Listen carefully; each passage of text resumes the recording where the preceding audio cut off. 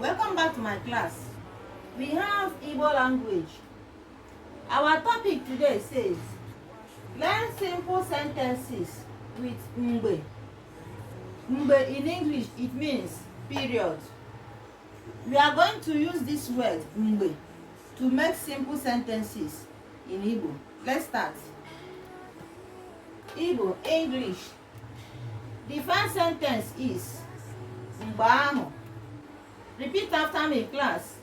Mgbe ahụ. Mgbe ahụ means that time or then. That time or then. Another example. Mgbe.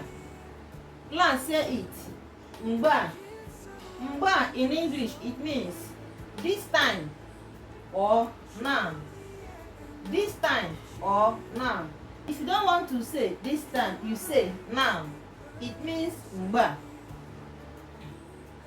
Another one is Mgbe ọzọ. Or say that Mgbe ọzọ. Mgbe ọzọ means next time. Or say that next time or later. Next time or later. Number 4. Mgbe ole. Again, Mgbe ole. Mgbe ole means which time or what time. In short form, you say when or say when. Number 5. Mgbe niile. Class, say it. Mgbe niile. Mgbe niile simply means every time or always. In short form, every time or always. Number 6. Mgbe ọbụla. Class, or say that Mgbe ọbụla. Mgbe ọbụla means anytime or whenever.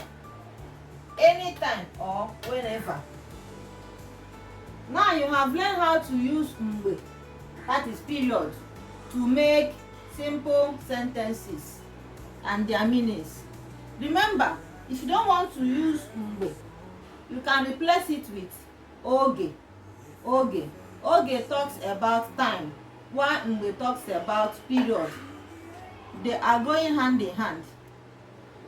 Oge and the Mgbe, they are going hand in hand.